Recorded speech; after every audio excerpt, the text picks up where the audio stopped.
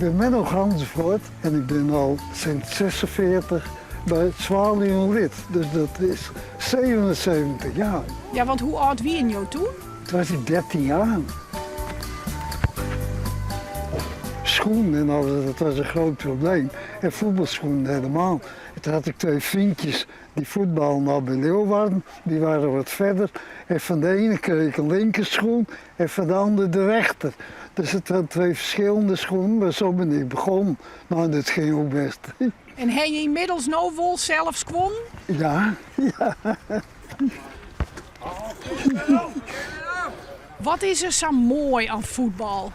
Ja, dat je in beweging bent, maar ook de vriendschap, hè, de kameraadschap. Ik was altijd laatste man, stoppen speel en later op een half. Dan kon ik wat meer heen en weer, dan kon ik wat meer bewegen. Ik kon wel hard lopen en een hele beste conditie, maar de techniek dat was niet zo, zo geweldig.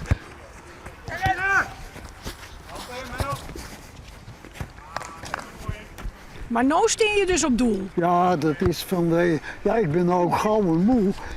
En tempo is ook niet zo hoog meer. Dus dan blijf ik vaak maar wat achter hangen. Hè?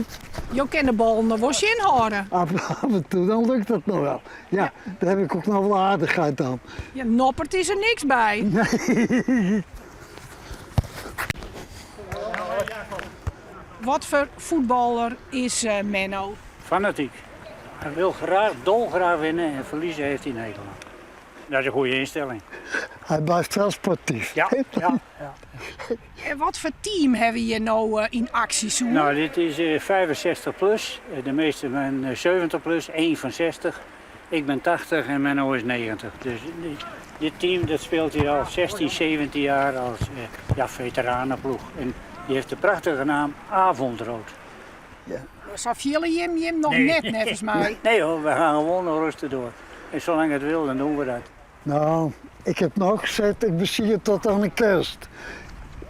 Maar dit is eigenlijk het officiële afscheid, maar daar kom ik nog wel.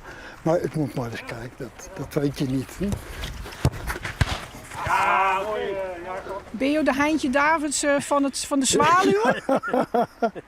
Ja. Jouw sissie hield het je stoppen, maar je geen hield het weer terug. Ja, proberen we dan maar. Hè? Goed gezien, Menno. Is het een van je beste spelers?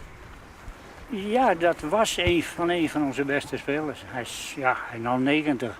Grote waardering dat hij hier naar voetbal op woensdagavond natuurlijk. Want dat komt in Nederland niet vaak voor. Kan ik me tenminste niet voorstellen. Hij is erbij en hij stopt de ballen en ja, prima werk. Is hij je beste 90-jarige speler? Veruit, ja.